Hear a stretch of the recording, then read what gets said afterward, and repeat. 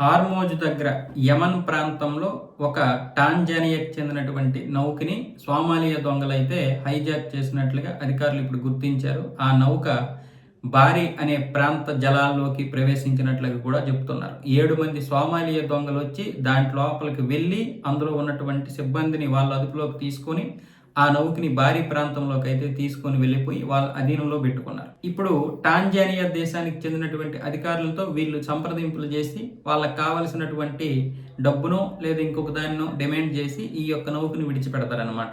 మామూలుగా ఇంతకుముందు మనం ఫ్లైట్లు హైజాక్ అయ్యాయని వింటాం కదా, అలాగే వీళ్ళు కూడా ఈ విధంగా నౌకల్ని హైజాక్ చేసి వాళ్ళకి కావలసినటువంటి వస్తువుల్ని కానీ డబ్బుల్ని కానీ డిమాండ్ చేస్తారు. వీళ్ళు మ్యాక్సిమం హూతీలు అయి ఉంటారు, లేదు అనుకుంటే హూతీల దగ్గర ట్రైనింగ్ అయినటువంటి వారు అయి ఉంటారు. మామూలుగా సముద్రంలో దొంగతనం చేయాలంటే సోమాలియా దొంగలు అనేది ప్రత్యేకం. వీళ్ళు హూతీల కంటే పెద్ద ఇదేం కాదు, హూతీలే అతి పెద్దమైనటువంటి భయంకరమైనటువంటి సముద్రపు దొంగలు.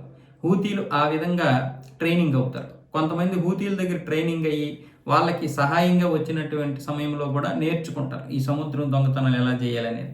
నేర్చుకొని కూడా కొన్ని సపరేట్గా ప్రైవేట్ గ్రూపులుగా ఏర్పడతారు. అంటే వాళ్ళకి ఇరాన్కి సంబంధం ఉండదు, వాళ్ళకి హూతీలకి సంబంధం ఉండదు. తర్వాత వీళ్ళు గ్రూపులుగా ఏర్పడి ఒక 10 మందో 15 మందో 20 మందో ఇలా గ్రూపులుగా ఏర్పడి ఇలా సముద్రంలో వచ్చేటటువంటి నౌకల్ని వీళ్ళు అడ్డగించి వాళ్ళ అధీనంలోకి తీసుకొని వాళ్ళకి కావలసినటువంటి డబ్బు తీసుకొని బయటకు వెళ్ళిపోతారు. కొన్నిసార్లు ఆ పైన ఉన్నటువంటి ఇవేవైతే ఉన్నాయో కంటైనర్లను కూడా కింద పడేస్తూ ఉంటారు.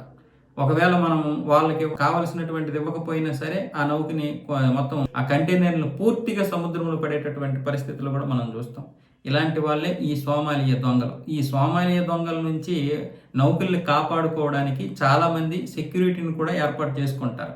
వాళ్ళకి ఆ సెక్యూరిటీకి ఇంతని చెల్లించాల్సి ఉంటుంది. దానికి ఇప్పుడు కన్సల్టెంట్లు కూడా ఏర్పడ్డాయి. చాలామంది ఏజెన్సీలు సెక్యూరిటీని ఏర్పాటు చేస్తున్నారు. కొంతమంది నౌకలు ఏం చేస్తారంటే చాలా ఫోర్స్డ్గా ఉన్నటువంటి ఆ వాటర్ పైపులు ఏవైతే ఉన్నాయో ఇప్పుడు మనం ఫైర్ ఇంజిన్లో చూస్తాం కదా, అలాంటివి కూడా పెట్టుకుంటారు.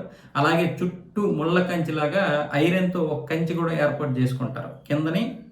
కింద నుంచి రాకుండా ఒకవేళ కింద కంచిని తప్పించుకుని పైకి వచ్చిన పై కంచి దగ్గరికి వచ్చేసరికి ఈ సిబ్బంది అప్పటికి వాళ్ళని ఏదో ఒక విధంగా చేసి కింద పడేలా చేస్తారనమాట. కొంతమంది సెక్యూరిటీని ఏర్పాటు చేసుకుంటారు, వాళ్ళకి ఇంతని చెల్లించుకోవాల్సి ఉంటుంది.